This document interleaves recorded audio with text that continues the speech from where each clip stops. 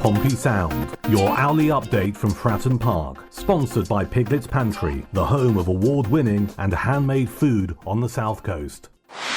Portsmouth FC is finalising their retained list, with manager John Messineo aiming to announce player decisions by the end of the week.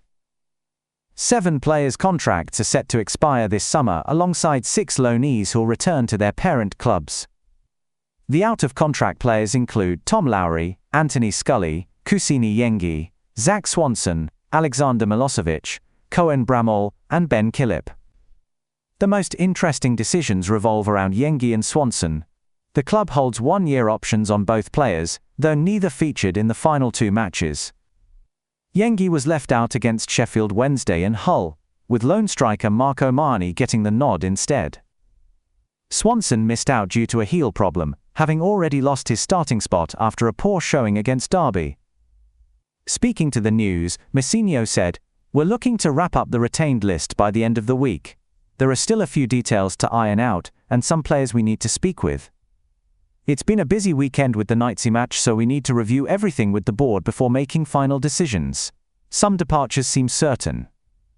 Scully and Lowry, who ended the season on loan at Colchester and Crewe respectively, are likely to move on. Scully has made 9 appearances for Colchester since February, scoring against Newport County. Colchester's manager Danny Cowley has already expressed interest in signing him permanently.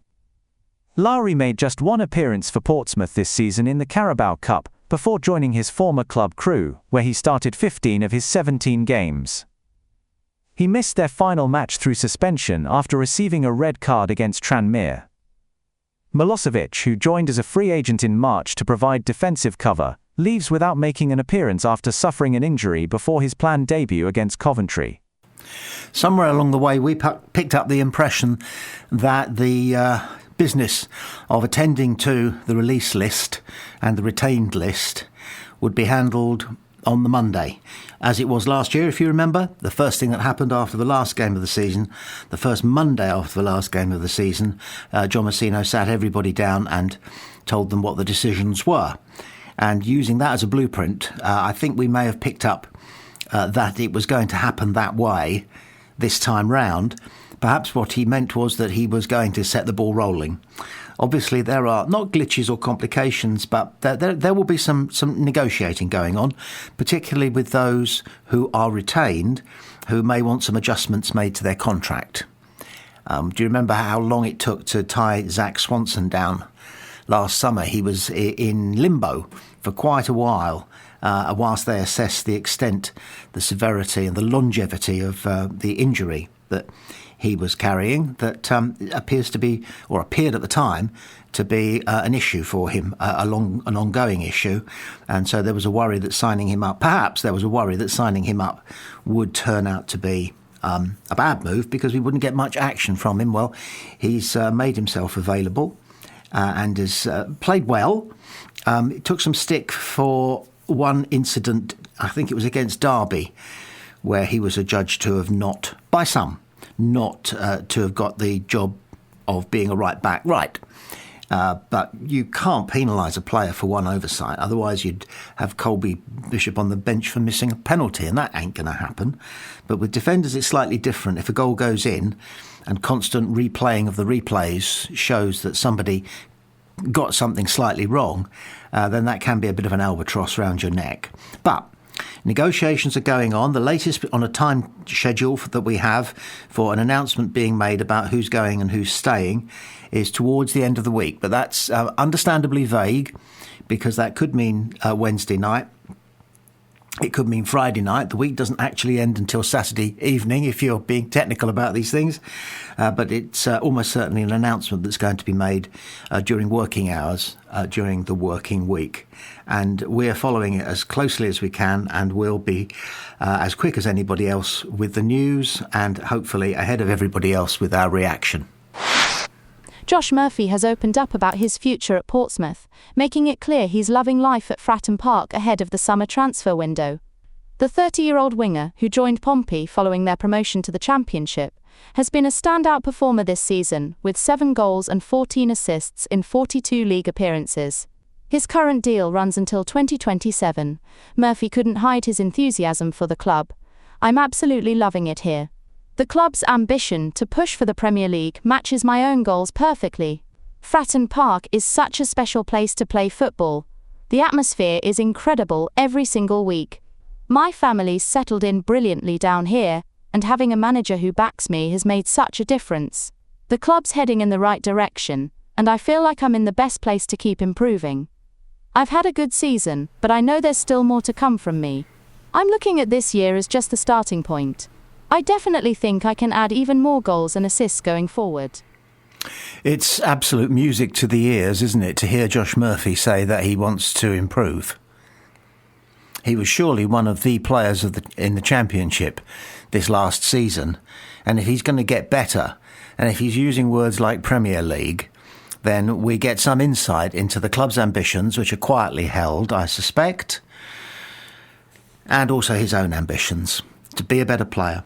He obviously enjoys being down here and enjoys being a family man, enjoys the fact that his family are thriving down here. We've got him until 2027, did we just hear? So that means next season and the season after.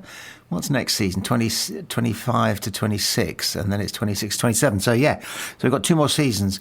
And wouldn't it be an ideal world in which, at the very peak of his powers, that's perhaps the season after next, if he's true to his word and he goes on improving, we really are having a tilt at achieving the status that would see us entertaining the likes of Liverpool and Manchester City in what could be then his final season with us. Wouldn't that be grand?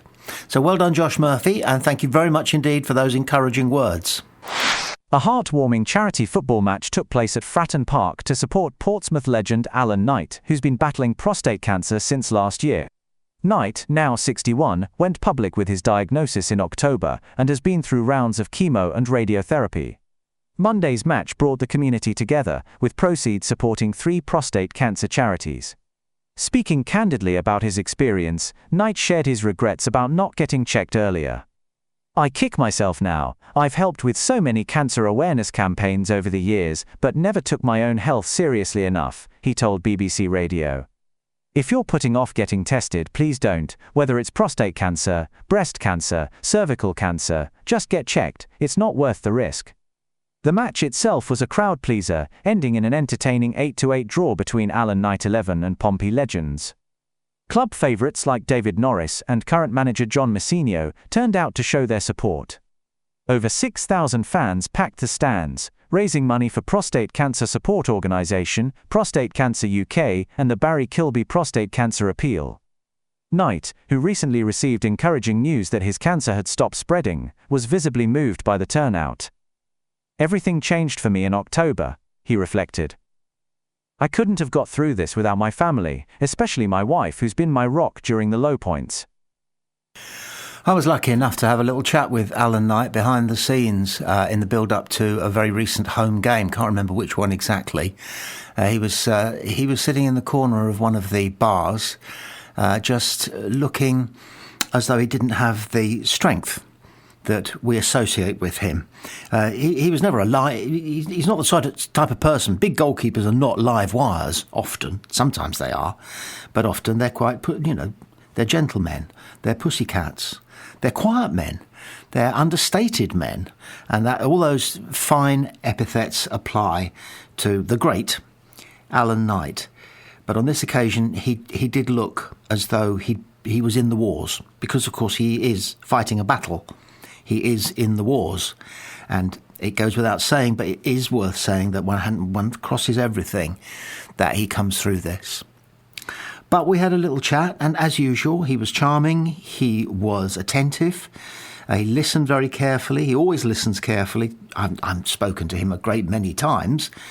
I reminded him that he once gave me a lift home from Fratton Park to Fratton Station late one night after a Saturday evening game, and the celebrations, if you like, had carried on, and it was back in the days when unfortunately some footballers used to enjoy their drink, and I think he enjoyed a fag as well, actually. But anyway, I'd make no judgment on that, maybe I've got it wrong. But he drove me to the station because I was tight for time, and I think it was spitting with rain, and it was a pretty hairy drive actually. But that's the kind of kindness that he shows to fans, to people, to everybody. Got time for everybody. A truly nice, decent, magnificent professional footballer, and now ambassador for Pompey. So really pleased that his charity event went well. I think a crowd of 6,000 is terrific. Coming hard on the heels, as it did, of a long and challenging season. For so many to turn up and show their support was absolutely breathtaking. So well done all the players, and well done Alan Knight, of course, and keep up the good work supporting those cancer charities. And well done the fans who turned up and made it a proper occasion. 8 all. Don't get many of those to the pound, do you?